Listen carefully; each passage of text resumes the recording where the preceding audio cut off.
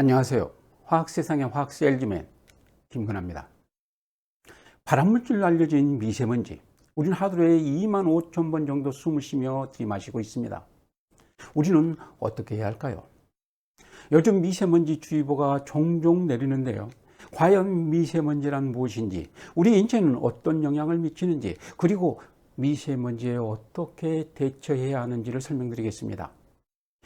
겨울철만 되면 찾아오는 불청객, 미세먼지란 무엇일까요? 미세먼지는 입자 크기에 따라 10마이크로메타 이하인 미세먼지, 2.5마이크로메타 이하인 초미세먼지로 구분을 합니다. 마이크로메타는 일상생활에서 잘 쓰이지 않는 단위인데요. 1마이크로메타는 1mm의 1000분의 1을 얘기합니다. 아주 작은 크기죠. 우리의 머리카락과 비교해 보면 미세먼지는 머리카락의 5분의 1에서 7분의 1 정도, 초미세먼지는 머리카락의 20분의 1에서 30분의 1 정도의 크기를 말합니다.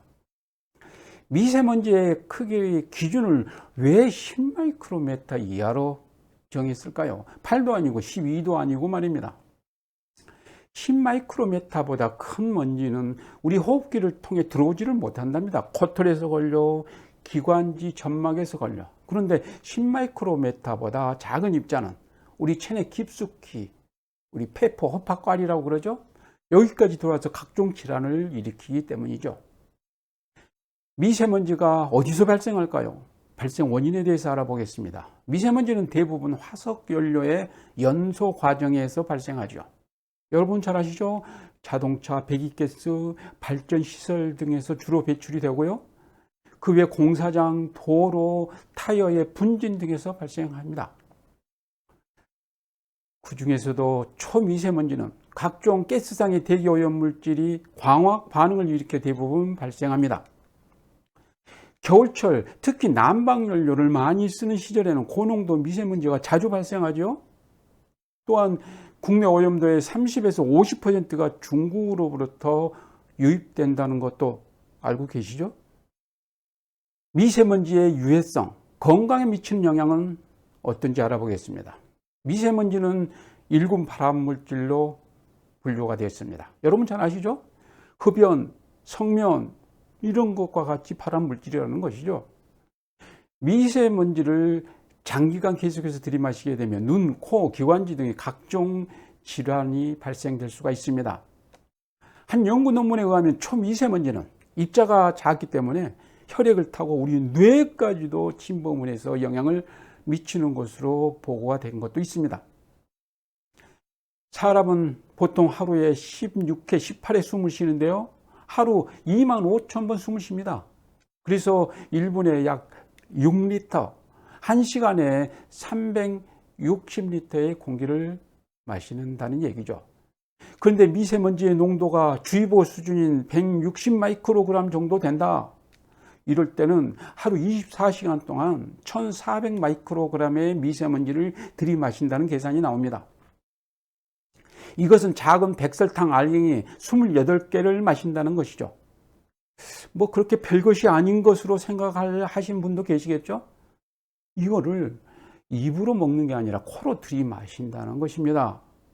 미세먼지 입자수로 말하면 약 350만 개를 들이마시는 꼴이죠.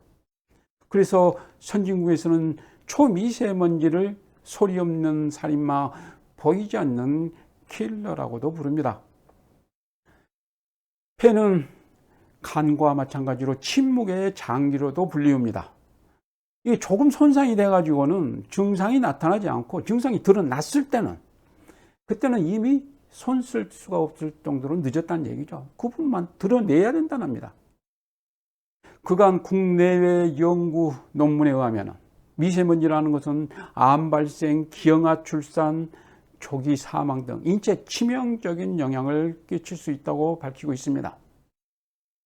여러분, 아침에 일어나 창문을 열어 밖을 내다보는데 평소 보이는 거리보다 짧다, 시정거리가 짧다. 이게 무슨 이유인가요? 미세먼지 때문인지 초미세먼지 때문인지 어떤 원인이죠? 우리 상식적으로 우리 눈앞에 큰 물체가 놓이면은 거기에 가려서 뒤가 보이지 않죠? 그렇다 한다면 입자가 큰 미세먼지 때문에 시정거리가 짧아지는 것이 아닐까 하고 생각하시겠죠. 그런데 그게 아닙니다.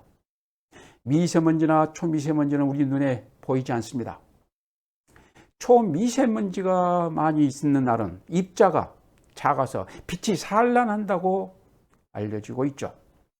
어떤 물체가 보인다는 것은 빛이 그 물체에 반사돼서 우리 눈에 도달함으로써 우리는 알게 되죠. 그런데 빛이 직진해서 우리 눈에 곧게 들어와야 그 물체의 형상을 뚜렷하게 알 수 있는데, 빛이 반사된 빛이 산란이 된다, 굴절이 돼서 우리 눈에 들어온다, 흐리게 보인다는 것이죠. 흐리게 보이게 하는 것은 안개가 끼어도 잘 보이지 않습니다. 우린 육안으로는 초미세먼지 때문인지 안개 때문인지 구분이 안 됩니다. 이런 날은 일기예보를 잘 들어보셔야 할 것입니다. 초미세먼지 때문에 시정거리가 짧다, 건강에 더욱 안 좋다고 하셨잖아요. 이런 날은 더욱 건강에 주의하셔야 할 것입니다. 미세먼지가 많은 날 어떻게 행동해야 하는지 그 행동 요령 5가지 소개해 드립니다. 첫째, 외출은 가급적 자제하시기 바랍니다. 두 번째, 외출할 경우에는 보건 마스크, 여러분들 KF80, KF94 하는 거 있죠? 그걸 착용을 하셔야 되고요.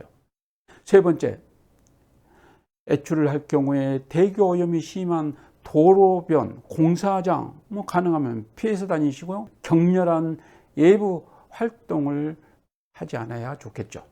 네 번째, 외출 후에 돌아오셨을 때는 손, 발, 눈, 코 흐르는 물에 깨끗하게 씻어야 되고요. 다섯 번째, 물을 많이 마셔야 할 것입니다. 그리고 비타민 C 풍부한 과일, 야채 드시는 것이 좋겠죠. 끝으로 4단계로 구분하여 예보하는 미세먼지 예보제도, 미세먼지 농도가 높아지면 발령되는 경보제도, 귀 잘 기울이시고 건강관리 잘 하시기 바랍니다. 미세먼지에 대한 얘기는 여기까지입니다. 다음에는 더욱 알차고 흥미로운 내용으로 찾아뵙겠습니다. 안녕히 계십시오.